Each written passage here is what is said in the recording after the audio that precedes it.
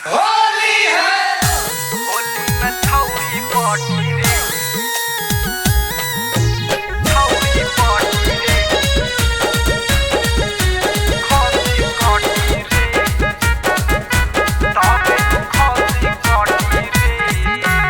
पूरा गांव बजरिया में बियारा बटी रे, जिला खगड़िया में भाई बियारा बटी रे।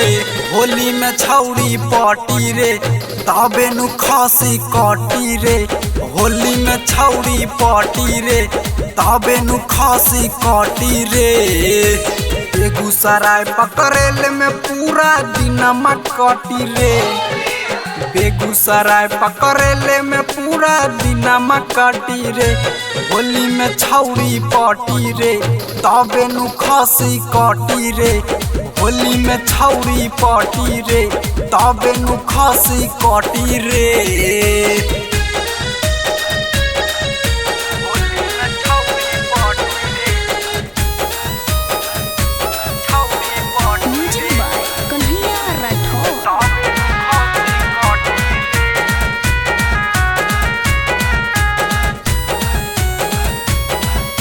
तबे नु खासी काटी रे। लागल बदिलाबा में प्यार वाला यागिया, मिल जाई लई की ता जाग जाई भागिया। भाई दिल गदगद हो जाई।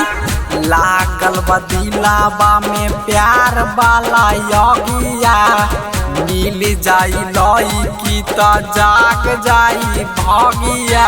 आगे के हमर सारा जिंदगी संग ही कटी रे, आगे के हमर सारा जिंदगी संग ही कटी रे। होली में छौरी पार्टी रे, तबे नु खासी काटी रे। होली में छौरी पार्टी रे, तबे नु खासी काटी रे। होली में छौरी पार्टी रे, छौरी पार्टी रे, म्यूजिक बाय कन्हैया तबे राठौर।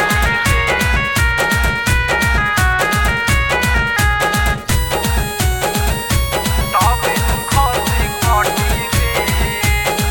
गौतम राइटर उपाय कौनो कई के, रंग वाला गाव तारो फागुना में धई के। लगा लो ये गौतम राइटर लगा लो।